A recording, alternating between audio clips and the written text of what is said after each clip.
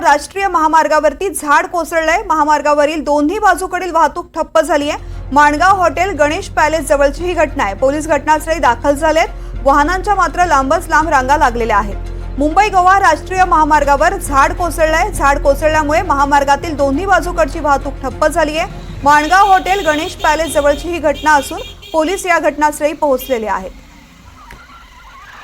माझे सहकारी मेहबूब जमादार सध्या आपल्या सोबत आहेत। मेहबूब, या मार्गावरती झाड कोसळल्यामुळे वाहतूक ठप्प झाली आहे। आता ही वाहतूक पूर्ववत करण्यासाठी कसे प्रयत्न केले जातात?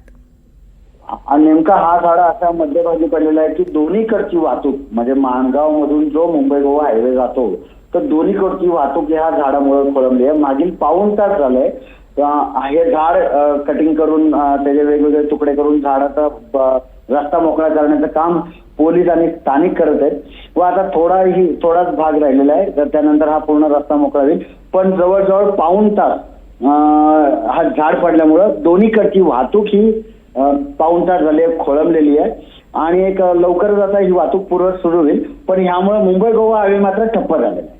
मेहबूब, साधारण किती किलोमीटर पर्यंत वाहनांच्या रांगा लागल्या होत्या? साधारण दोन्ही बाजूचा 7 ते 8 किलोमीटरच्या वाहनाच्या रांगा दोन्ही बाजूला साधारण होत्या। धन्यवाद मेहबूब संपूर्ण माहितीसाठी।